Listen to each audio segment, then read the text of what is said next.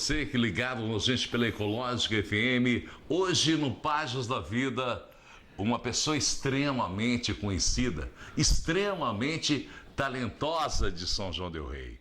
Hoje nós teremos aqui um ambientalista, um pintor artístico, um ex-jogador do Atlético, do Minas, dos times da cidade de São João del Rei, do palestrante sobre droga e um participante contra a cultura são-joanense. O nosso entrevistado de hoje, nada mais, nada menos é Toninho Ávila, o Lobo Bruxo.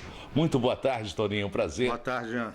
Tá com a gente aqui. Ok, legal. Pra gente mostrar não só esse artista fantástico com o qual você é, pelo tempo que você milita na arte, pela variação de pinturas que você tem, mas mostrando também um homem em todos os sentidos. Beleza. Como é que foi o Toninho? Você nasceu aqui, nessa casa, nessa rua de São João del Rei, no centro? Sim, 70 anos. 70 anos eu faço agora. Nasci aqui nessa rua, nessa casa, no quarto aqui, que antes era a parteira, né? Uhum. Nasci nessa casa há 70 anos e vivo aqui até hoje. E essa arte que você mostra pra gente hoje aqui, a gente vai mostrar no decorrer do programa, ela surgiu quando na sua vida? Ela vem de família? A minha mãe desenhava, o meu pai tocava violino, né? Chegou a tocar violino. O nome do seu pai? José Ávila, era advogado. E a minha mãe, Hipólita, Lilita, minha mãe desenhava. Então eu acho que essa parte artística eu herdei deles, né? Eu sempre gostei de desenhar também, sempre gostava de fazer traços, essas coisas, né? Então isso me deu uma abertura e uma postura para me seguir nessa linha artística, né? Que até hoje eu continuo. E engraçado que você tem uma arte bem variada, porque eu me lembro de você também jogando futebol. Sim, sim. Você jogava futebol aqui no centro? Tinha campo de pelada para poder aprender a jogar bola? Jogava pelada, era peladeiro, né? Igual aqui no Largo, Largo da Câmara, aqui atrás da Matriz, né? Eu jogava as peladas aí, né? Mas depois fui pro Juvenil do Minas, joguei no Minas, Atlético, São Caetano, América. Eu joguei nesses times, Largo da Cruz, eu joguei nesses times todos, né? Então, além do talento das mãos, do sopro, e como compositor também, que eu me lembro você de festival. Participei de umas composições com meu irmão Bebeto, Jane Alac, Rita Hilário, Lucia Andréia e outras pessoas nos antigos festivais de São João del Rei. Ô, Toninho, na época do futebol... Edmundo Bandinelli também participou comigo. Na época do futebol, você tem boas recordações desse tempo, de Minas, de Atlético? Você jogou nos dois times rivais de São João del Rei. Sim. Como é que foi jogar nesses dois times? O futebol em São João del Rei na época era um futebol ímpar, né? Era bem melhor do que o futebol atual. Lotava o estádio, lotava, né? E era um futebol, sei lá, havia mais amor, mais sentido. As pessoas jogavam com vestia amor, a camisa, né? Justamente. Hoje as pessoas, acho que está mais frio, né? Uma coisa mais competitiva, mais sem sentido. E o futebol em São João del Rei, antigamente, como você mesmo disse, era adorado. Os estádios enchiam, né? Muita gente, aquela disputa, né? O Atlético, Minas, né? O América, o Social. Era interessante, o futebol era bem interessante. Eu acho que em função de ter diversificado muitas artes em São João del Rei, além disso também, os meios de comunicação hoje tirou um bocado de gente do futebol também, né? Sim, sim. Hoje a comunicação, né, online, ao vivo, essas coisas todas, facilita, né? E tirou a pessoa, né, de ir ao estádio, né? Então hoje a informação, ela é rápida, né? Acontece no momento, está acontecendo na China, está mostrando. Então a rapidez, né, a liquidez dessa informação, ela tirou muita pessoa, a atenção das pessoas em vários sentidos. Na leitura, no futebol, na arte. Então fragmentou. Toninho, na época do futebol, você ter jogado Atlético, Minas, essa questão de você ter mudado de um time para o outro, você chegou a ser campeão em algum desses times? Eu acho que não, porque eu não parava. Eu fui mais assim, eu não dediquei muito ao futebol. E não foi cobrado pela torcida, porque na época cobravam demais, né? Cobravam, porque eu saía de um time e ia para o outro, as pessoas me cobravam, né? Mas eu fui mais um peladeiro, eu sempre gostei mais de jogar pelada. Mas o meu jeito de jogar era um futebol atual. Eu corria muito. Você tinha uma velocidade muito grande, e jogava pelas pontas, né? ia pelas pontas. Então, meu futebol era bem avançado na época. E o futebol naquela época era mais, né? Tinha muita preparação física também, saí né? um pouco do estilo, né, do futebol da época, né? E eu também não me preocupava muito em participar, não. Por exemplo, você tinha que ir para concentração, dormir na concentração. Você chegou a dormir? Eu cheguei, mas eu saí. Aí, por exemplo, mesmo eu jogando bem, eu estando numa fase boa, eu ia para os bailes, aí tinha uns olheiros, né? Eles iam lá, me pegavam e falavam, o Toninho estava lá no baile lá até 4, 5 horas da manhã, né? Aí chegava na hora de jogar, eles me cortavam, porque falavam que eu não tinha condição, né? Então também outra coisa, né? Que eu queimava, na época, eu queimava fumo, né? Mas eu não queimava fumo para jogar bola, eu nunca usei droga para jogar futebol. Mas como eu tinha um preparo, eu corria demais, as pessoas achavam que eu estava doidão. Tá doidão, queimou maconha, isso e aquilo. Nada disso. E você sempre teve preparo, porque eu sempre, até hoje, eu te vejo você com 70 anos, andando de bicicleta na rua. Não, o meu preparo justamente foi, além de futebol, eu sempre subi montanha. Hoje eu não faço mais que eu operei a perna, mas eu sempre subi montanhas. Então isso me deu esse preparo, tá entendendo? Essa diferença em termos de preparação. Eu sempre fui uma pessoa de caminhar, de ir montanha, correr. Isso começou com quantos anos? Saúde, eu acho que a pessoa tem que praticar. O esporte é essencial na vida do homem, né? Você pratica a saúde, a qualidade de vida, né? Você tem que movimentar, né? Movimentar, você não pode parar. Então eu movimentei esse tempo inteiro. Isso me deu essa energia para me chegar ao ponto que eu estou aos 70 anos, né? E a questão é a seguinte, essa parte, quando você começou a subir montanha, você tinha mais ou menos quantos anos de idade? Com 12, 13, 14, muito novo. Você ia sozinho ou tinha um grupo que participava junto sempre com você? No início, mais garoto, né, mais novo, eu ia mais com a turma, né? Com mais pessoas, né? Se lembra dessa turma? Era muita gente, muita gente. Eu vou mostrar umas fotos lá em cima, vocês vão ter uma ideia mais ou menos que é isso, é uma ideia maior. Ia com muita gente, depois eu começava a ir sozinho, eu ia com minhas namoradas, né? Eu levava grupos de pessoas, eu apliquei as pessoas nas montanhas.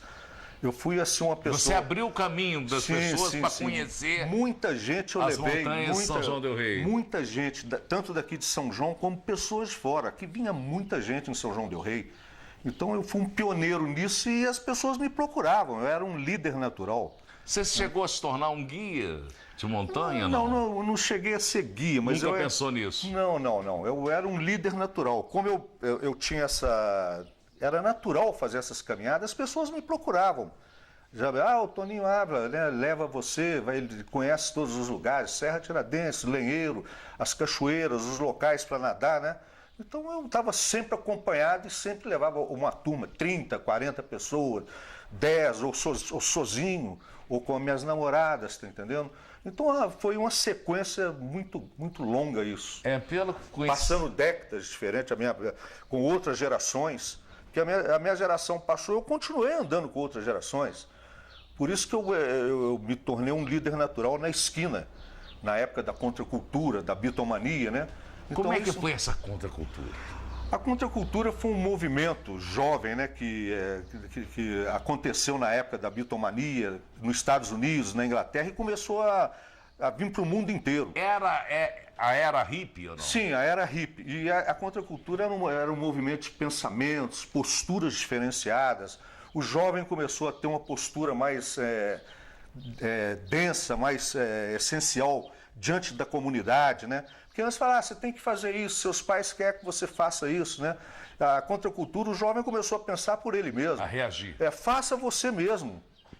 Seja você mesmo. Então, viva a sua vida. Viva a sua vida. Então ali começou a ter um distanciamento daquela que era exigido, né, pelos pais, pela família, né? Então o jovem começou a pensar mais. É a emancipação. Aí veio a emancipação feminina, a emancipação do movimento negro, a emancipação em vários sentidos. Gay em todos os sentidos. Houve uma abertura na contracultura que mostrou coisas que estavam presas, aprisionadas, né, pelo radicalismo, pelo pensamento patriarcal e por muitas outras coisas que alienavam, né, os jovens, né, que eram marginalizados, né? Então isso deu ao jovem uma postura diante de uma sociedade repressiva, de uma sociedade careta, né? A libertação de todos os sentidos. O jovem começou. Hoje o efeito está aí. Tem muita coisa positiva, aconteceu muita coisa negativa, porque a vida é a dualidade, ninguém é só um lado. Mas nisso tudo aconteceram coisas boas, né? A música, por exemplo, a música na contracultura com a revolução dos Beatles teve um aprofundamento sem igual. A bitomania abriu um leque para a música, para o rock, né? Ou a música popular, o country, a balada, o rock. Todos os segmentos, né? E enriqueceu, deu qualidade de vida. Eu lembro que na época as pessoas do conservatório, né, até amigos meus também, mas música popular, isso e aquilo, nada disso. Escuta, meu pai falava assim, eu não gosto de rock, mas Yesterday, Eleanor Rigby, isso é música linda. São melodias de uma beleza, né? Diferenciada. O próprio Leonardo Bernstein, que foi um dos maiores maestros e conhecedor de música do mundo, falou, na época, né? O grupo que eu sinto, escuto e toco para minhas netas e compara a Bach e a Beethoven, os Beatles. São as melodias mais lindas, e não a melodia da parte básica, da parte mais aprimorada deles. Não. A parte básica, olha aí, as músicas mais simples, de uma beleza melódica sem igual. Leonardo Bernstein, um dos maiores maestros vivos. Então, quer dizer, quando ele falou isso, atingiu os conservatórios de músicas, que eram presos só naquilo, a música é só aquilo. Ficaram ilimitados. Sim, a música era só aquilo. Não, a música, como o clássico tem o seu lugar, o rock tem o seu lugar. O samba tem. O samba tem o seu lugar. Toda música tem qualidade. A música é boa quando ela atinge a alma. Isso é que é o importante. Se ela atinge a alma, não importa o gênero.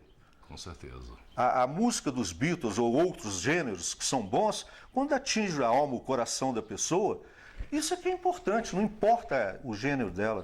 As pessoas antes ficavam brigando, tem que ser. Não tem que ser nada, tem que ser livre, tem que ser sentimento, tem que ser coração.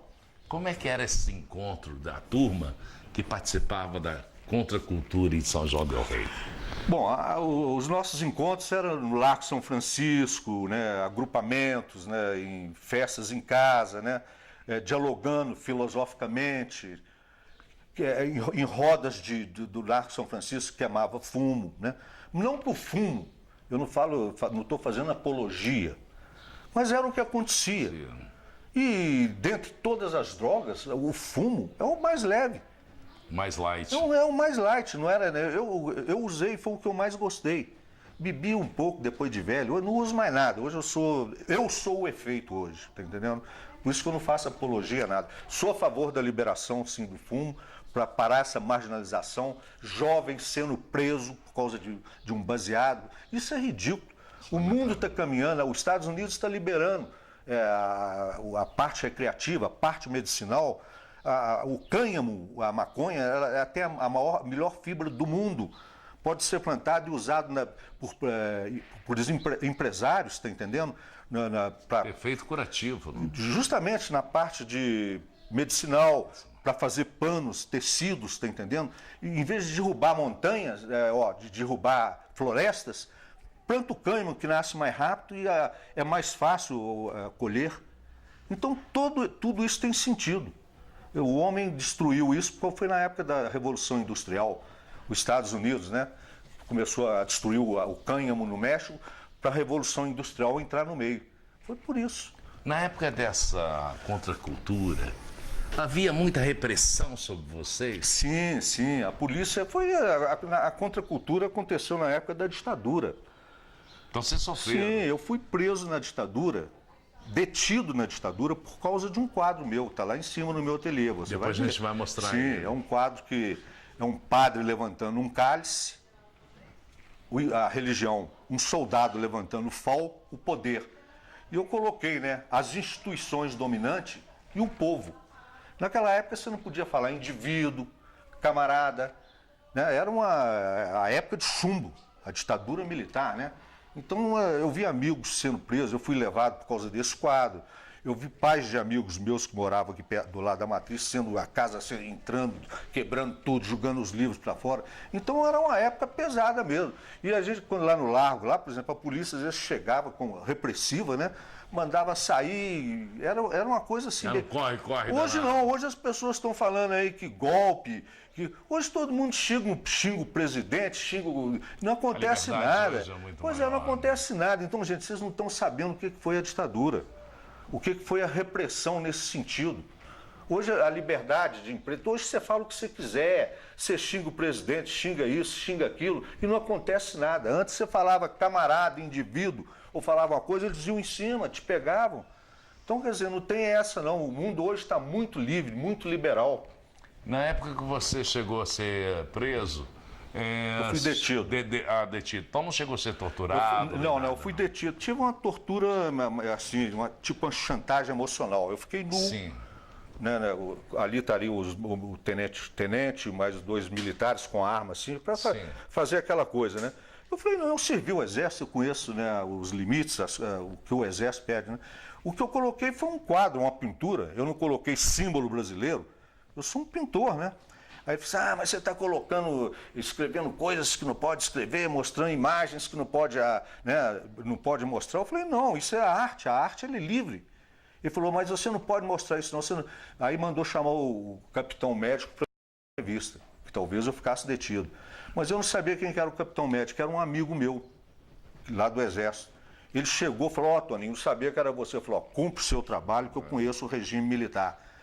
Ele pegou e falou assim, aí viu, né, porque eu podia falar que fui espancado, que eu apanhei, eles faziam isso, né? Aí ele me ajudou. Ele pegou e falou, não, o Toninho é artista, ele não está colocando símbolo brasileiro, ele não colocou o nome do hino, ele não colocou a bandeira brasileira, ele colocou, isso é arte, é livre, ele não está...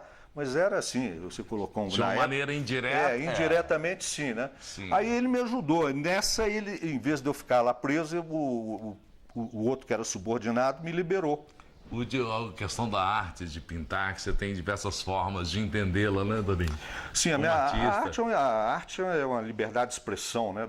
A minha arte, ela expressa em vários sentidos, a parte ambiental, que eu aprendi muito com as montanhas, né? São fases de flores, Eu nunca penso, por exemplo, as pessoas geralmente fazem rosa, orquídea. Eu fiz flores outonais, com cores outonais, né?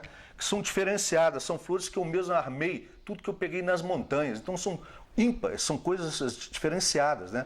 Você pode ver que são coisas que tudo vai ver. Vem da sua vivência, né? Sim. Você buscou na sua vivência e colocou na tela. Aqui você pode ver que é uma fase só de flores. Eu posso fazer várias exposições com vários temas. Por isso, quando eu te falei aqui em São João, eu acredito que eu seja o único artista que tem uma variedade de pinturas com fases diferenciadas, tá entendendo? Após pesquisas de anos e anos. Eu não tenho fama e nem grana. Mas a arte não se posiciona nem pela fama e nem pela grana. Ela se posiciona pela criatividade e pela execução do trabalho. Eu sou um artista porque eu faço. Um artista de alma, né? De alma, de coração. E eu tenho que mostrar. Eu não importo se eu vou para lá, se eu vou para cá, se isso vai acontecer. A arte, ela é no que você sente. Se você olhar um quadro e gostar, você está apreciando a arte. Ela passa a ser sua, ela é livre também, né? Então, o artista é assim. O verdadeiro artista, ele não se preocupa se vai estourar vai para a mídia, se vai para isso ou para aquilo. Ele executa, faz o que sente. Eu sou assim. Quando você se lembra do primeiro quadro que você chegou a colocar numa tela? Sim. Você tinha quantos anos? Eu tinha... Numa tela, porque eu já desenhava. Numa tela. 14. Numa tela foi com 17, antes de eu entrar para o quartel. Antes de entrar para o quartel. Eu fiz Que estilo de pintura era? Era uma pintura... Eu sou um existencialista no que eu escrevo, na minha poesia, nos meus textos, né, na minha pintura. Eu sou na música também, que você foi compositor? Na música que eu fiz, né, com amigos que eu participei, né, em parceria, né? Então, a minha primeira pintura é justamente isso, é fruto do que eu participei, que eu vivenciei. Quando eu ia para as montanhas, eu nadava nu. Naquela época ninguém nadava. Por exemplo, no Rio estava acontecendo o topless. A contracultura. Não, no Rio de Janeiro estava acontecendo a topless nas praias de Copacabana e Ipanema. Eu estava fazendo top tudo aqui nas montanhas de São João del Rei. Mas isso fazia parte da contracultura, né? Era parte de um efeito de uma geração que estava vivendo a liberdade. Então tudo isso não era uma demonstração de autoafirmação. Era uma busca, uma procura, né, de coisas diferenciadas, né, para você deixar sentir a vida melhor, presente e a liberdade, né, do ar, ato, experimentar, de ser, o experimentar, você buscar, era uma busca natural. Então quando eu nadava nu, mas eu sei que eu agredia as pessoas, às vezes iam casais lá e me via nu, né, aquilo era uma coisa de louco. Aquilo era adiantado demais para aquela época, então as pessoas falavam, o Toninho tá nadando nu, essas coisas. Tá doidão. Agredia nesse sentido. Mas aí eu passei a perceber que a liberdade, ela não é, como fala, ela não é a afirmação de você mostrar o ato em si. A liberdade está na sua cabeça. Cada um entende de uma maneira, né? Cada um tem a sua visão, a sua expressão de... A sua maneira de ver, como na própria pintura sua. Às vezes você fez aquela pintura com um determinado sentido, eu observo a pintura, vejo um outro sentido. Sim. Não, aí isso é questão naturais. É uma janela livre. A pintura, por exemplo, eu posso definir. Isso aqui é um conjunto de ramos, de efeitos que eu peguei, coloquei dentro de uma coisa e formei. É uma composição. Mas essa composição, vista por outro olhar, é diferente. Ela pode ter, ela tem não, ele tem um olhar, você tem um olhar, eu tenho um olhar. Mesmo eu que criei, eu posso dar uma direção, mas eu não posso postar aquilo como se fosse único. Único no sentido do olhar, porque o olhar é diferente. Você tem um olhar, ele tem outro olhar. Então o que eu sinto e vejo não é o que você vai sentir e ver. A mesma coisa é ele. A liberdade do olhar, ela abre uma asa para a imaginação. Você vai olhar. Pois bem, Toninho, agora gostaria que você explicasse para a gente a diversidade da sua pintura. Está um quadro maravilhoso, realmente diferenciado. Explique para a gente. Bom, esse trabalho aqui ele é um trabalho fruto de pesquisas de mais de 50 anos. 40, aproximadamente 50 anos. Então a minha pintura, o meu trabalho, a maioria dos quadros, ele tem esses efeitos. São pigmentos naturais que eu trabalhei com tintas, terras que eu pegava lá, com cores, né? E fazia misturas com a tinta convencional. E eu consegui, através disso, nessa superfície, transferir o que dá na natureza, nas árvores, nas rochas, né? O fungo, os musgos, os líquens, né? Eu consegui transferir para a tela. Isso era uma época que o mundo ainda estava começando, né? No sentido mais assim abrangente, né? Uma postura ambiental. E eu acho que eu sou um dos pioneiros nisso, como se estava acontecendo, eu sou um dos pioneiros nisso, né? Eu apagava fogo nas montanhas e as minhas idas às montanhas foi uma escola para mim, que eu percebia, eu observava isso e a curiosidade me levou a criar, né, essa parte, esses efeitos, né, ambientais, ecológicos. Apanhou muito para chegar a esse patamar dessa beleza toda? Sim, porque a mistura de tintas, né, tem as tintas convencionais, as tintas que você faz e as tintas que eu fiz, você tem que ter um teste de idade para ver o aprimoramento, a qualidade e se ela não vai, né, desfazer, isso. Tempo, Então, no início houve uma luta, né, uma labuta muito grande para isso. Mas eu consegui chegar a um ponto que eu determino agora, o efeito, né, ele não desfaz mais. Então as misturas de tinta eu consegui definir. São pigmentos naturais que definem o meu trabalho. Olha, Toninho, você... As montanhas de São João del Rei. Você tem também, olha aqui, vamos mostrar, fale agora para mim sobre essa pintura que você fez. Uma pintura de 3 irmãs, não é isso? Vizinha sua. São minhas vizinhas. Há muitos anos. Minhas vizinhas. A Nilzinha eu estou lembrado o nome dela, as outras eu não estou lembrado não. Essa aqui ela morreu. Essa, ela é cega, só tem essas duas, a Nilzinha e ela, né? Neuzinha. Elas andavam em São João del Rei, elas fantasiavam no carnaval. saía de mini saia. São umas pessoas Típicas da cidade. típicas, todo mundo gosta, são pessoas, né, bem. admiradas, respeitadas, né? Como são minhas vizinhas, eu pedi, elas aceitaram, elas pousaram para mim. Pousaram para você. Aí eu fiz na época, né, e expus na Baronesa, que é hoje a Casa de Artes da Universidade de São João del Rei. E elas foram lá. Só que a exposição estava lá em cima, elas não subiam a escada. Aí falaram, Toninho, seus modelos estão andando lá embaixo. Lá. Que legal. Eu fui lá ver, abracei, cumprimentei. Hoje, com a morte dela, continuam as duas. São minhas amigas. Então você vê, o meu trabalho é muito eclético, é um trabalho diferenciado. Ao mesmo tempo que você vê um trabalho de efeitos, você vê um trabalho figurativo. Como vocês vão ver outros trabalhos aí diferentes, as flores, né, as figuras, as montanhas. Então, por isso, quando eu falei uma com o meu trabalho. É um trabalho muito, uma fase muito aberta. Né? Sim, sim.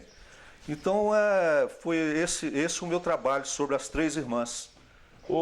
Você falou de carnaval. E carnaval? Você participou de carnaval em São João del Rei? Participei. Era carnavalesco também? Não, eu gostava. Tinha tempo para isso? Eu gostava do carnaval, porque São João del Rei, na época, o carnaval era um carnaval muito puro, muito leve. As pessoas iam para brincar. Hoje as pessoas vão para bater, para roubar, para agredir. Então era diferente a época do carnaval. É saudosismo, mas você tem que falar uma verdade. Você saía na rua, via pessoas bonitas, as pessoas saíam para brincar. Compensava. Então vinha muita gente de fora. O carnaval nosso era ímpar. Era uma beleza, né? Os filhos das escolas, né? Ginego, Zé D'Angelo. Outras escolas, né? Então Você chegou a desfilar em escola? Cheguei no Largo da Cruz, cheguei. Mas o carnaval, acho que infelizmente hoje você não tem aquela liberdade, aquela pureza e o respeito que existia. Será que não é em função do tamanho da cidade, não? Ou porque os tempos mudaram? Sim, também. Então, é o efeito das mudanças. O mundo foi mudando. Né, misturado ao tamanho da cidade. Sim, os políticos não acompanharam as mudanças, continuaram gananciosos em vez de posicionar pelos anseios populares. Eles abandonaram essa postura, né, e buscaram eles mesmos. Né? Então isso dividiu, separou e criou um ambiente agressivo. Hoje o jovem é agressivo, não é nem culpa do jovem, é culpa de uma sociedade que não soube educá-los, né, dar uma diferença, uma estrutura emocional, material, né? Darem a eles a possibilidade de ser dignos também, né, Toninho, que é muito importante. Infelizmente. Olha, a gente vai continuar esse nosso papo daqui a pouquinho. A gente vai no intervalo e volta já. Pois bem, gente, voltamos ao Páginas da Vida de hoje. A contracultura e a arte do lobo bruxo. Toninho Ávila, lembrando os tempos de festival, hein, Toninho? Você participando dos grandes festivais de música de São João del Rei e sempre tocando essa gaita. São João del Rei teve uma época muito rica. Tanto é que São João del Rei é considerado a cidade da música, né? Tem cultura, tem isso e aquilo. Hoje está bem mais devagar, mas São João del Rei foi muito considerado. E nessa época que você comentou sobre os festivais, era uma época impressionante. Muita gente, muito talento, né? Tanto na poesia como na música, e em outros setores da expressão da arte, né? E eu participei, né, com meu irmão Bebeto, saudoso Bebeto, saudoso Jane Alac, o Edmundo Bandinelli, Rita Hilário, Lucia Andréa e outros mais, né, que participaram desses festivais de São João del Rei, que ocorria, né, na época do inverno, né?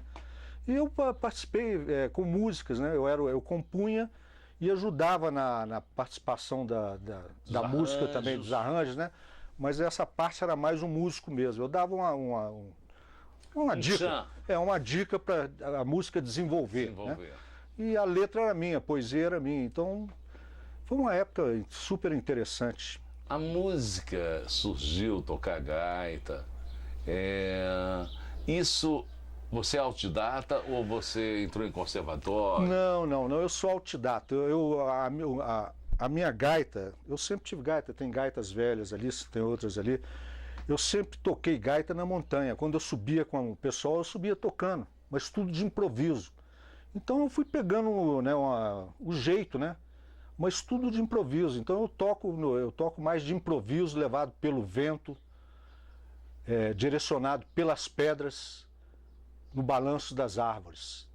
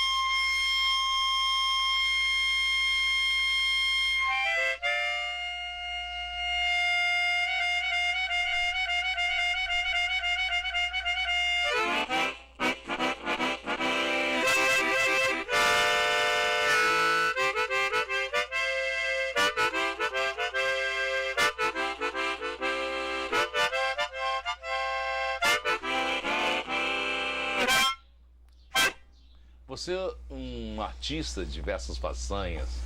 Como é que surge essa inspiração para você tocar, para você pintar, para você fazer as poesias que você desenvolve? Como é que parte isso? A inspiração é uma coisa natural. Acho que é um dom, está na pessoa, né? Eu sempre gostei de escrever, através do pensamento. Eu sou um pensador, eu sou um livre pensador. Então, no que eu penso, eu procuro transferir, né? Pelos versos, pelos textos, né? E na forma da arte também, que é o visual, né? Então, eu materializo o meu pensamento, o meu sentimento na arte. Isso vem de dentro para fora ou de fora para dentro? Eu acredito que as duas partes, porque você vive nesse mundo. Você tem um olhar. Você abre uma janela, você tem um cenário, né? Que é o cenário externo, a matéria, o mundo material. Mas você tem o seu mundo espiritual, o mundo de dentro, né? Esse mundo é muito interior, é uma coisa de dentro mesmo, né? Uma coisa sua. Então eu faço essa mistura do mundo de fora com o mundo de dentro. O espírito e a carne, o mundo material e o mundo espiritual. E nessa soma, eu materializo o meu trabalho, que é um trabalho conceitual, existencialista, né? Que busca, né, através do visual, do verso, né, tentar transmitir às pessoas, né, os anseios do mundo moderno, a solidão do mundo moderno, né, as buscas, né, o jovem, a beleza da juventude, né, o conflito, né, e tudo mais nesse mundo de adversidades. Você dá muitas palestras, principalmente nas universidades, sobre a parte ambiental e também sobre droga. O que você fala sobre isso? Bom, eu fiz um trabalho, nós vamos voltar à década de 70, o início da década de 70. A contracultura foi um movimento que era apaixonado pela natureza, tinha o uso das drogas também, não nego, eu usei, mas eu usei mais a maconha. Eu nunca gostei muito de bolinha, que a gente na época falava bolinha, né? Essas coisas, né? Crack, nem existia, né? Então eu era mais o fumo, a maconha, que era uma coisa natural. Mas queimei durante um certo tempo também, parei. Não faço apologia, como já disse antes, tá entendendo? Mas isso acontecia, né? Então eu fui com esse movimento crescendo, que antes tinha uma ideologia, tinha uma filosofia, eu fui vendo que foi ficando carregado. O ambiente foi carregando. E as pessoas partindo para agressão, pessoas que antes falavam em paz e amor, falavam em diferenciação, em coisas diferentes, né? Estavam se tornando brutas, iguais ao mundo competitivo, a essa sociedade falida que hoje já estava iniciando naquela época, né? Peguei e falei, tô saindo fora. saí, né, e continuei andando com o pessoal, com a rapaziada doida, maluca, né? Para mim, tanto faz. Mesmo sem participar das maluquices. Já não usava mais. Nessa fase, eu tive uma fase muito fértil na parte espiritual, que eu convivi com muita gente. Eu tive almas ricas em todos os sentidos que aproximavam, né? Era uma identificação. Então, o meu conhecimento espiritual, meu pai até falava, meu pai era muito, né, liberal nesse sentido. Toninho, você conversa com muita gente, você é muito comunicativo, muito articulado, por que você não pega aí um canudo aí na FUNREI, antes era FUNREI, né? Pega aí que você vai se dar muito bem. Mas eu não queria ser psicólogo, eu era um psicólogo intuitivo. Mas nessa eu sempre pensei na humanidade, eu penso na humanidade positivamente. Eu acredito na vida, gosto da vida, acredito no homem apesar de tudo, né? Na criança que está vindo por aí, na esperança de um mundo melhor, né? Então eu comecei a fazer palestras, né? Conferências com esses temas, tóxicos, drogas, né? Meio ambiente, poesia, minha pintura, entrava tudo, virava uma parte existencial, um existencialismo, termos existencialistas, né? E fiz em vários locais, fiz muita na universidade aqui de São João del Rei, antes chamava FUNREI, fiz nessas escolas todas, fiz em Belo Horizonte, fiz em Brasília, fiz em Lavras. Eu fiz um trabalho violento nessa época sobre isso, né? E não ganhava nada. Às vezes as pessoas queriam me pagar, eu falei, isso não tem preço, faço com o coração, né? Então foi um trabalho que eu fiz. Hoje eu não tenho mais essa força espiritual para fazer que eu tive naquela época. Mas tem muita gente que me escutou na época, eu não gosto nem de falar isso, que parece, né? Que falou, Toninho, você me alertou na época. Então eu acredito que foi um trabalho feito com o coração e com a alma, que teve um trabalho positivo naquela época com aquelas pessoas. Esse trabalho que você fez para essas pessoas que estavam no mundo da droga no qual você viveu, você recebeu isso também para sair das drogas? Não. Como é que surgiu a sua saída? O mundo da droga é perigoso, destrói a personalidade, a moral, o caráter da pessoa, né? Eu tive muitos amigos que aconteceu isso e continua acontecendo hoje muito maior, que as drogas hoje são agressivas, são piores, né?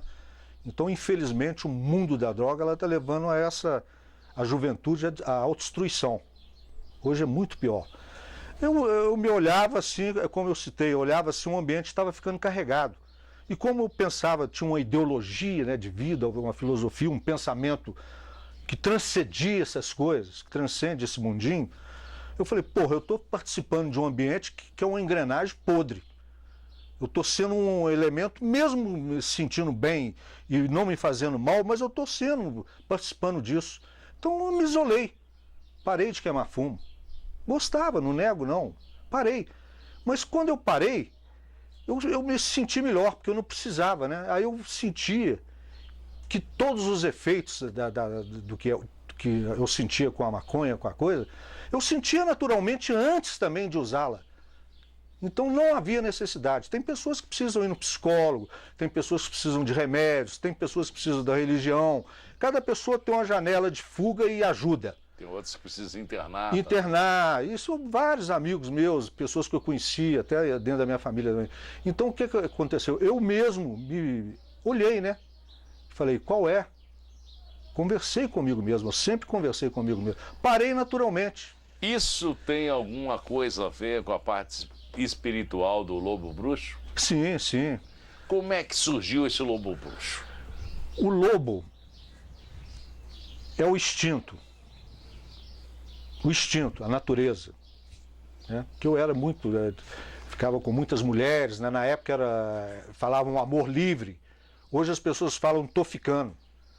O amor livre naquela época. Eu magoei muita gente, mas eu não magoava porque eu queria. Eu era natural, eu ficava com as pessoas, naturalmente. Você sentia o prazer de viver. Mas naturalmente, mas aquilo tinha um duplo sentido, que às vezes você ficava com a pessoa, você despertava o sentimento da pessoa, magoava.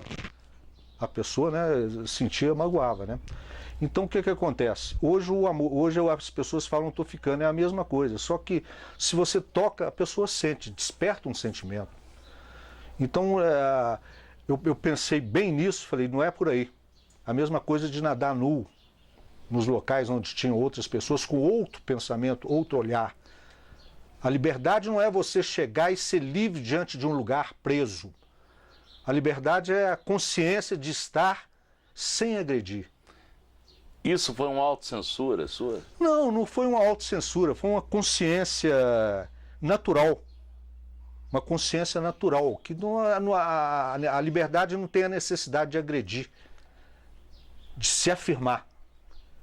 Eu me afirmei algumas vezes, mas fui vendo que não tinha nada a ver, era coisa. Eu fui me libertando e me aperfeiçoando. Minha vontade, meu olhar, minha maneira de ser. Ainda tenho muitos limites, ainda tenho muitos erros. Para mim ser um homem melhor, eu tenho um longo caminho pela frente. Mas eu procuro isso, eu procuro nesse caminhar melhorar os meus sentidos, ser um homem melhor. Você tem algum tipo de religião? Não.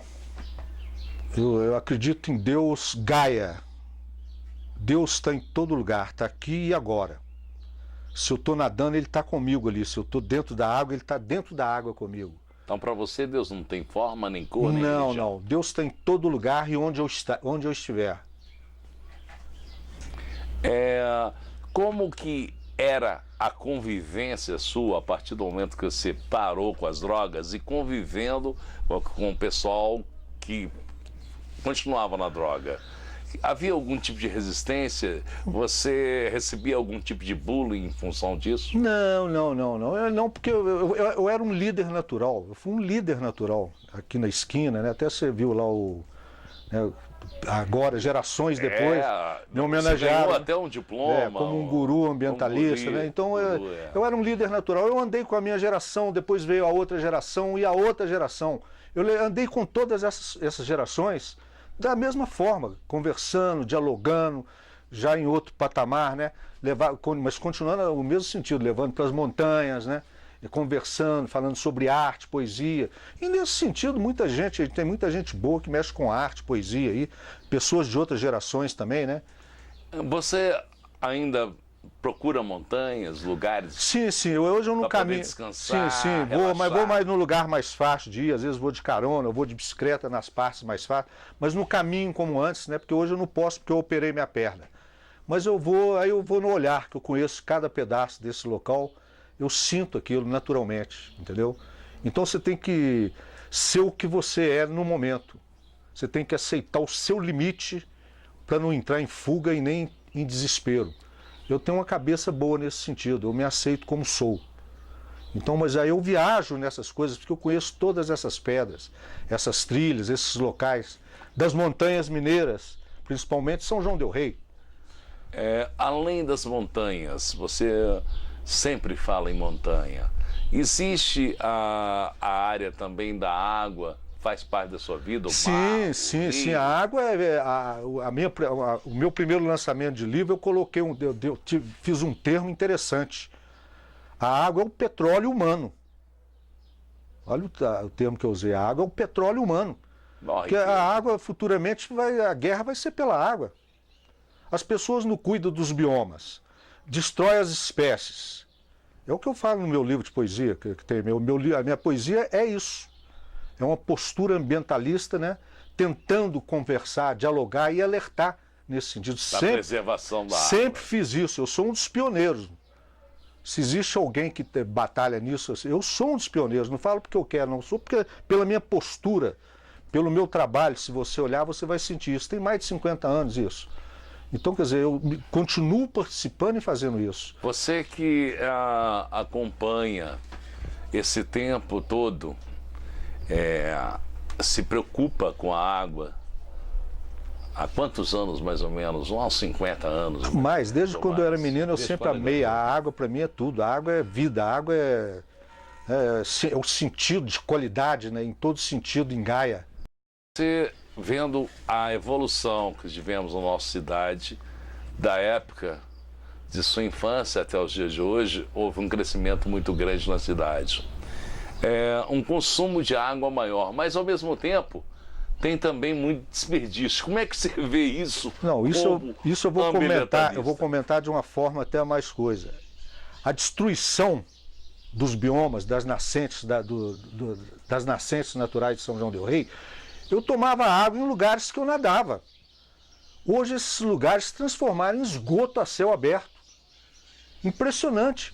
Atualmente, eu até contestei isso, mostrei numa foto, aqui nos 7 metros, no Tijuca aqui. Ali as famílias dali que moram ali levavam as crianças, até pouco tempo agora. Até pouco tempo eu ia nadar ali também, a água limpa, tinha uns 7 metros, as cachoeirinhas ali, um lugar bucólico lindo para nadar. Virou um esgoto a céu aberto agora. Jogaram o esgoto ali, acabaram com as nascentes. As pessoas não têm a consciência de preservação, sendo que a água, como eu falei, é o petróleo humano. Nós temos aqui nessa região nossa nascentes que precisam ser preservadas. A mata ciliar tem que ser... Manter a mata ciliar para a umidade dar sequência na água. Proteger as nascentes. Mas ninguém quer saber disso. As pessoas estão destruindo, continuam jogando esgoto a céu aberto, estão destruindo o bem maior da vida, que é a água. Recentemente, parece que alguém está tentando fazer isso. O Denis mesmo, no Cala a Boca, né? Tem feito um trabalho lá. Sim, o Denis fez o trabalho de recuperação do Cala a Boca. E na época, por exemplo, eu estava com tombamento aí da área do Lenheiro, com um grupo de pessoas, Paulão da Emater, pessoas do CODEMA, nós somos uns fundadores, o Zé Luiz, professor da universidade, também foi um dos pioneiros também, e outras pessoas somaram a esse trabalho de proteção a essa área ambiental de São João del Rei. E conseguimos proteger uma área, o tombamento de uma parte da Serra do Lenheiro. Poderia ter sido maior, mas teria que ter sido feito um trabalho de APA, entendeu? Um trabalho maior, mais elaborado, não foi feito. Em função de quê? Falta de vontade política? Para proteção de biomas diferentes, né? E com as espécies, para proteger as espécies que existem, tanto na flora como na fauna, e fazer dali uma área de lazer para o turismo em São João del Rei também. Que pode ser muito bem explorado. Sim, Você que conhece, e não é. Sabe, não é? E não é, porque os nossos líderes não têm consciência nem cabeça para ver isso, infelizmente. Não só aqui no Brasil e no mundo. Talvez ache que não dá voz. Mas isso é besteira. Você está destruindo uma espécie, você está destruindo a sua espécie. Você tem que ter consciência disso. E sobre, por exemplo, a água, eu fiz vários projetos aqui em São João del Rei. Tem um projeto lá entre São João e Tiradentes com a plantação de ipês amarelos. Fiz esse projeto. Levei crianças, chamei crianças das escolas, foi todo mundo no trenzinho, plantamos lá com as crianças para mostrar que a criança é o principal, é o item principal disso.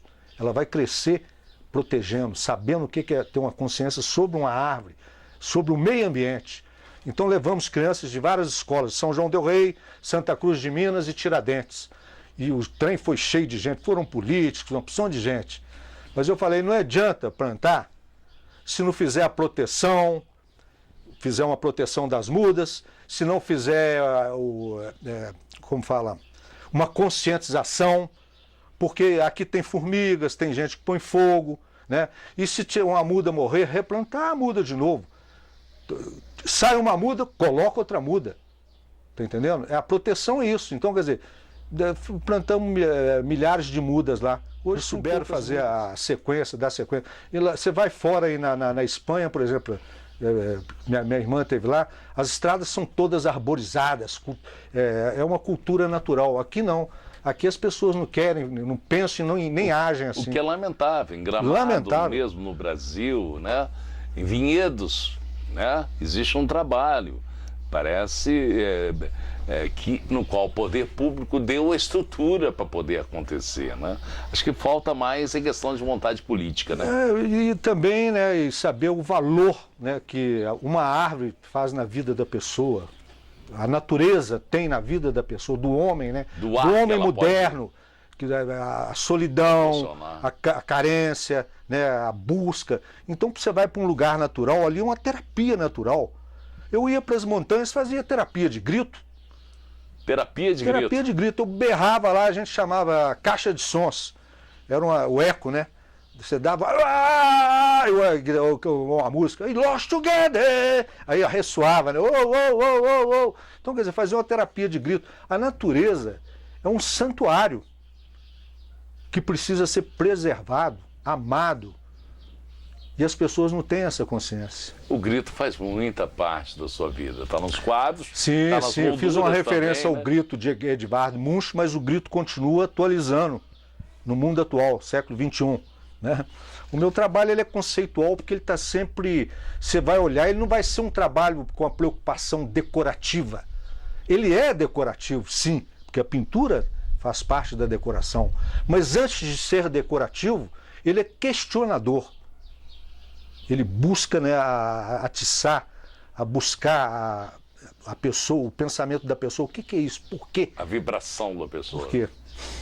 Olha, vibração e algo mais, a gente vai conhecer um pouco mais daqui a pouquinho. A gente vai ao intervalo e a gente volta já.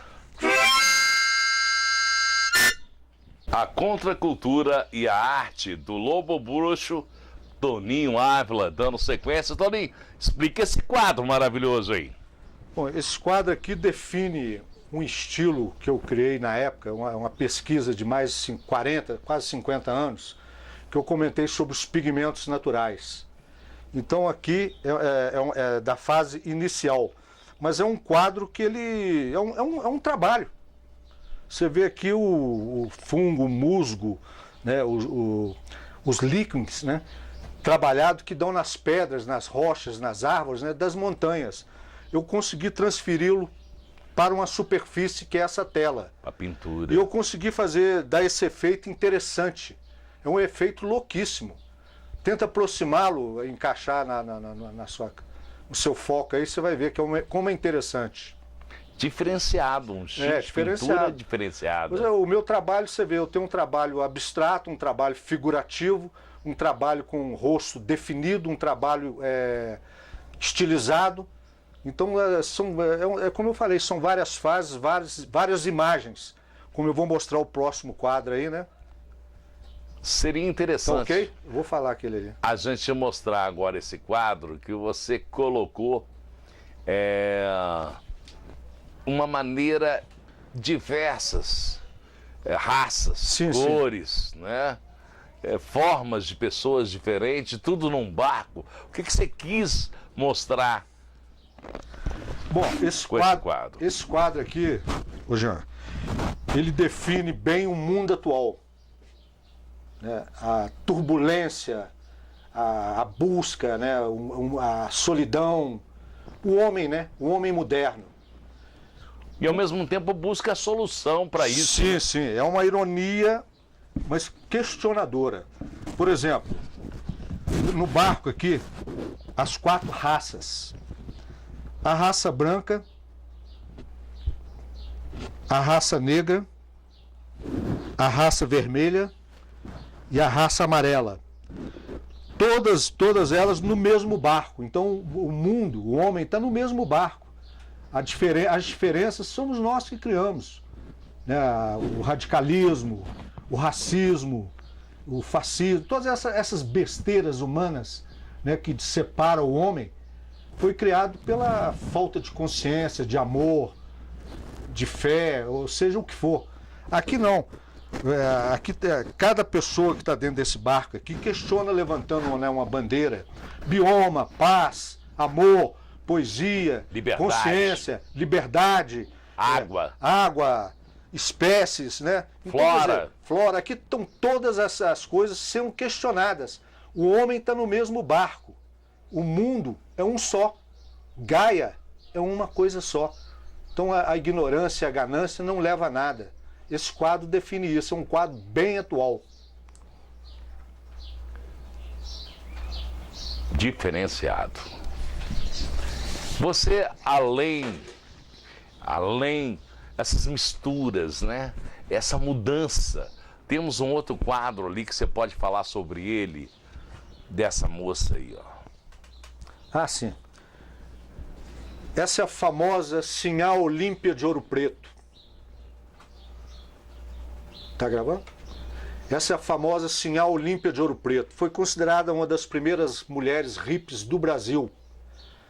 Segundo dias, ela andava pelas ruas de Ouro Preto com esse estandarte, mas era uma pessoa estimada, a cidade, todo mundo que conhecia gostava dela, era uma pessoa muito amada pelo tipo, biotipo dela, né?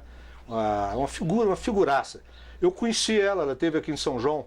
Você teve a oportunidade de conversar com ela? Conversei muito pouco, mas eu tive a oportunidade de vê-la, a figura que ela era, né? Quanto tempo tem isso? Tem muitos anos, tem mais de 25, quase 30 anos. Então, eu tive essa oportunidade. Ela vinha aqui em Tiradentes, passava em São João, mas era assim, raramente. Então, eu tive a oportunidade também de conhecer as sobrinhas dela, quando eu apresentei esse quadro na Baronesa, que a universidade comprou, o Centro Cultural da Universidade Federal de São João del Rei. Eu apresentei esse quadro, Sinhá Olímpia de Ouro Preto. Aí tinham duas senhoras lá na exposição, mandaram me chamar, né? Queriam me conhecer. Eu cheguei lá e falei, que legal, você fez um trabalho, é a minha tia lá de Ouro Preto, né? Aí eu falei, eu fiz essa exposição com o maior carinho, como eu coloquei outras pessoas, né? Com o maior carinho, foi uma espécie de carinho, né? Dando um visual de uma pessoa que foi amada, né? E no estilo que ela era da época, né? Foi a primeira hippie brasileira, mulher. E aí você pintou esse quadro em função de um dia você ter sido hippie também? Não, é uma identificação. Eu me identifiquei com ela. Aquilo também fazia parte do meu ver, do meu sentir. Do seu olhar pela vida. Do meu olhar pela arte, pela figura, pelo ser humano, né? Livre, a liberdade. Ela era uma pessoa livre.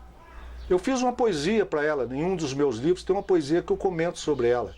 Você se lembra dessa poesia? Não, uma parte. É porque é uma poesia densa, muito grande, que faz parte da dança dos fetos. É um poema épico. E falando nisso, você tem um quadro sobre fetos, né? Justamente, esse quadro é o que eu acabei de falar. Nesse quadro é que está essa poesia. A dança dos fetos. Esse quadro tem muito tempo que você pintou? Uns 25 anos. A dança dos fetos foi ideia para mim fazer um trabalho de poesia. Esse livro chama Dança dos Fetos. Então, nesse livro é que eu comento sobre a Sinhá Olímpia de Ouro Preto, numa parte, que é um poema denso, épico, é um poema só. Então, numa parte, eu faço um comentário sobre Sinhá Olímpia de Ouro Preto, tá ok? Nós temos também alguns livros, né? Inclusive na toca de Baby, Lobo Bruxo. Se toca, Baby! Esse é o meu último livro. É o meu 8º livro, sendo que o primeiro é esse aqui. Vou colocar só os dois. Esse foi o meu primeiro livro, Lobo Bruxo, 2000. Mas são coisas que eu já tinha escrito em 1967, 66, 7, 8, 9, 70. E esse aqui é o último, Se Toca, Baby. Tem alguma poesia que você possa? Eu posso ler uma poesia aqui. Vou pegar uma poesia mais curta aqui para não tomar muito tempo. Demora-se muito tempo, Toninho, para se fazer um livro desse? Depende da inspiração. Se você estiver inspirado, você vai criando os versos. Depende muito da sua posição de pensamento. Eu vou ler aqui O Invisível. Ok? O invisível. Eu vou a lugares que você desconhece. Eu penetro em profundezas que ninguém chega lá. Eu sou um desconhecido obscuro. Não adianta me procurar. Me vi, me conheci e me destruí. Me tornei um invisível. Mesmo estando aqui, sou um caminhante invisível. O Lobo Bruxo tem diversas formas de transmitir sua arte, diversas formas de expressar a sua maneira da vida. Inclusive num quadro onde existe a derrubada de um muro. Ah, sim. Isso aqui foi a época da Gorbachev, presidente da Rússia, né, que derrubou o muro de Berlim, que tinha a divisão Berlim Oriental e Berlim Ocidental. Então, na época, né, o Gorbachev fez a liberdade, né, deu essa liberdade, né, que aconteceu. Do ir e vir. Né? De ir e vir, que ali era uma prisão. De um lado, famílias aprisionadas de um lado e de outro não poderiam ver, não poderiam sair, não tinham a liberdade. Então, o Gorbachev foi que deu essa liberdade. E, simbolicamente, eu fiz isso aqui. Coloquei o Gorbachev, né, quebrando com uma coisa da contracultura, aqui, um desenho aqui da contracultura, e escrito aqui em alemão, francês, inglês. Free Wall, inglês, francês, alemão e russo. Livre o muro. Aqui quem fez as traduções aqui foi meu pai. Meu pai falava várias línguas, né? Ele conhecia o inglês, o francês, o latim, o alemão, né? Ele era cultura, eu era contracultura. Então os nossos diálogos eram violentos. Então aí eu pedi essa parte, ele conhecia de tradução, né? Eu saco alguma coisa, mas muito pouco. Ele conhecia muito bem, ele deu. Na época não havia corpo de bombeiro em São João. Como é que apagava esse fogo entre você e seu pai? Era uma coisa louca porque meu pai tinha um conhecimento violento da história, de números, de datas, de coisas. E eu tinha um conhecimento de liberdade, de sentir, de ver. Tá entendendo? Então era um confronto de diferenças, mas que se comungavam. Porque uma puxava a outra. Puxa a outra. Então, mas eu sempre gostei, por exemplo, quando eu nasci, meu pai me deu um livro que chama-se A História da Filosofia, né? De Will Durant. Tradução, não sei se é Olavo Bilac, original. Aí eu li Nietzsche, li Immanuel Kant, os grandes filósofos da época, né? Eu sempre gostei de ler. Você formou em filosofia, não? Não cheguei a formar.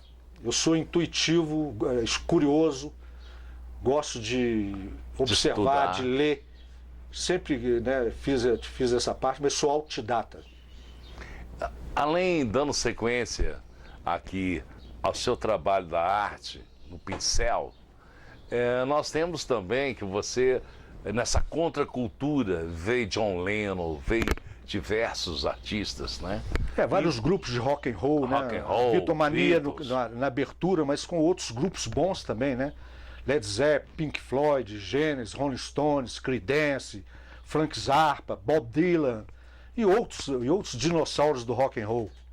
Você também foi galã de novela no passado, é isso? Não. Aquela foto ali, ela foi uma época que nós fomos acampar e a gente estava levando um quilo de maconha no acampamento, né? Porque para despistar, né? Para despistar. Porque na época a polícia ficava muito em cima, né? E nós levamos um quilo, era maconha solta, né?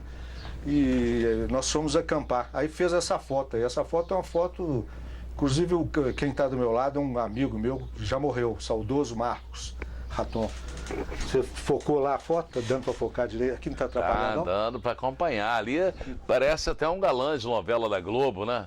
Você foi confundido? Ele pareceu com você ou você que parecia com ele? As pessoas que falam, né, que ali eu pareço com o Rodrigo Santoro, né? É lógico que o Rodrigo Santoro é famoso, eu não tenho fama nenhuma. Só que eu sou antes dele, é lógico. Então, quem puxou foi ele. Ele que te puxou, né? Eu sou primeiro, né, no visual, né, ali, no meu visual, que era um visual de 20 anos, 30 anos antes dele. Então, mas ele é mais famoso, todo mundo conhece. Eu não sou conhecido, eu sou um invisível desconhecido, como eu falei no poema. Mas eu sou uma pessoa que cria, eu sou isso aqui.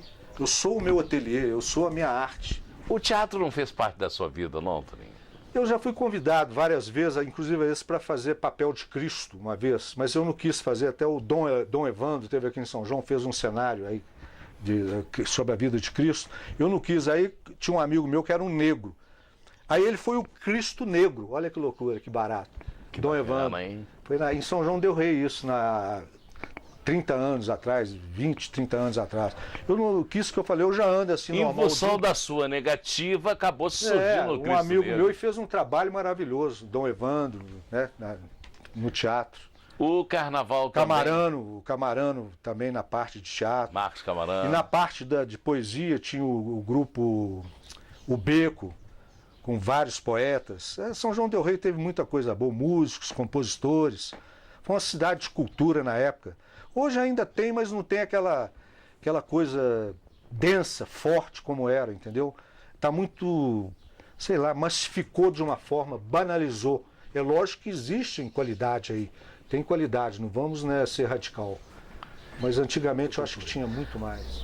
Pois bem, gente, infelizmente estamos terminando um pouco da contracultura e a arte do lobo bruxo Toninho Ávila.